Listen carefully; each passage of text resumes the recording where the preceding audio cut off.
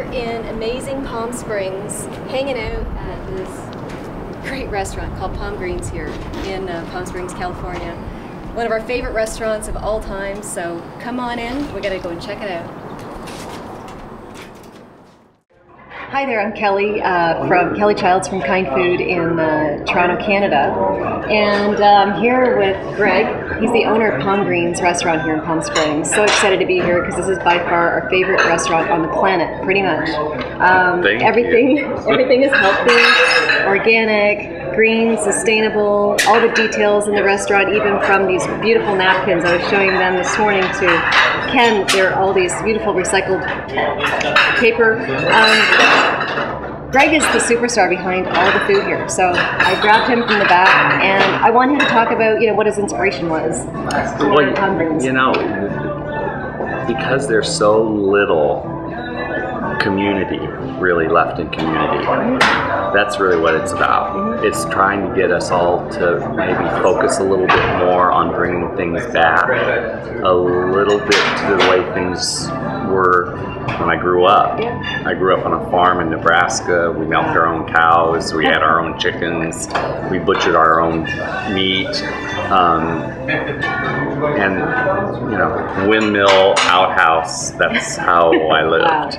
And so, although it was really horrible when I was growing up doing it, it's one of the things that I miss most, actually, is that windmill and the outhouse. Not so much. But the community. But that whole community about how things are so, that simplicity. And really, it wasn't until Jeff and I started talking about what, in terms of a business model sense, what made sense for us, for this community. And we started talking about that there was really no organic restaurant in the whole valley. And what that would entail, we weren't quite sure, but we found that it's been overwhelming in the response, the positive response. And it takes a while, though, right? It does. For people to understand, say, pricing. Yeah. You got to charge more. That's right. And it takes time to develop the customer base so that you can have the buying power to purchase more. Sure. We didn't start out 100% organic. We started out with what we could. And as we grew, we were able to purchase more and to buy more. And as that grew, now we're, proud to say that we're 95% organic. And so all of this was, we just allowed it to grow. And that would be the community effort, right? Yeah, absolutely. So the more they supported you, then the more you were able to support them with really healthy food. That's right. And it's amazing how different people would step in and help out. Like we had an organic farm in Thermal that just stopped by and say, hey, we have organic dates. Do you want to try them? And that's how we sort of built farmer by farmer to, allow that business to grow. And so, and in particular, it's the type of people that we've come to really rely on in our community.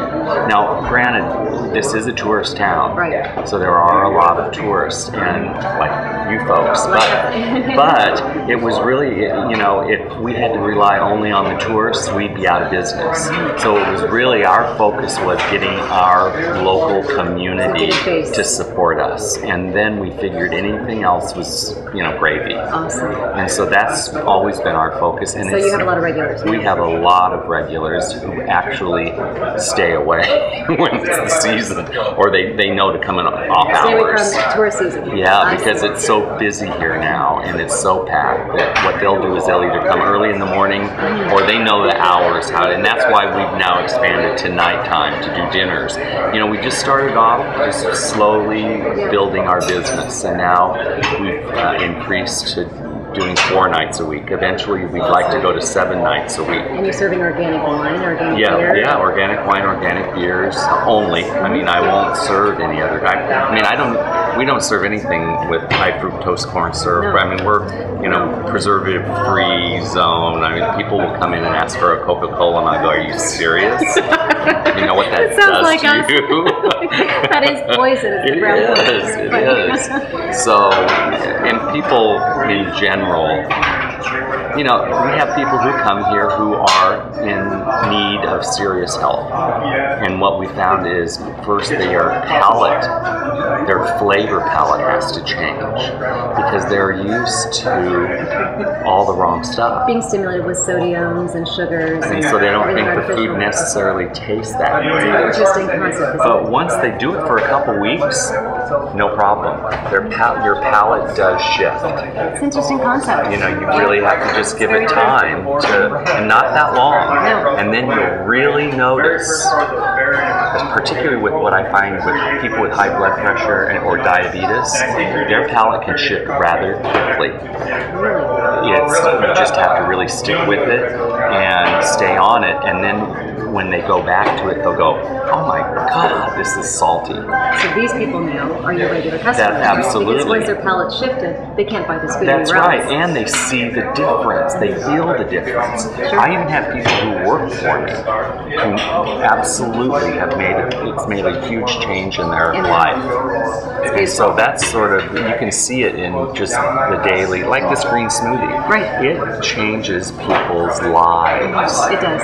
I mean, you drink a green smoothie and you immediately know that the amino acids, which are completely bioavailable, are higher in protein than any animal protein that you eat, and completely bioavailable. So they'll drink these in the morning and they'll go, "Oh my God!" I mean, it totally sticks with them. Yeah. It's like a meal, and tasty too. It's amazing. It really is. We try to encourage that too at our place. Is when I do cooking classes and stuff too, and in my blog, I try to tell people that you start your day off with a green smoothie because you never know what's going to happen at lunchtime or dinner time, and you might have to end up, eating something that's just subpar. But at least you start your day right, and I think that's the best way to fortify yourself because you come off your fast from sleeping all night long, right? That's right. Best thing to put in your body first time in the morning. That's right, and you can have this, like, I don't know, I was watching to Dr. Oz, and he said, well, you've got to get X amount of grams of protein in your body within the first 35 minutes of being awake, and I'm going, what are you talking about? How many? I mean, it's like, really?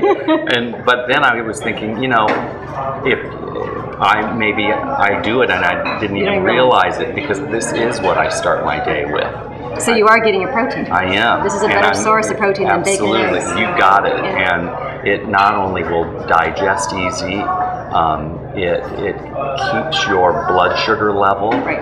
No spiking. Yeah, and it just actually, it keeps the other thing that I was always so interested about is how, and people don't realize it, how important your diet is to your mood and how depressed people are because of what they're eating.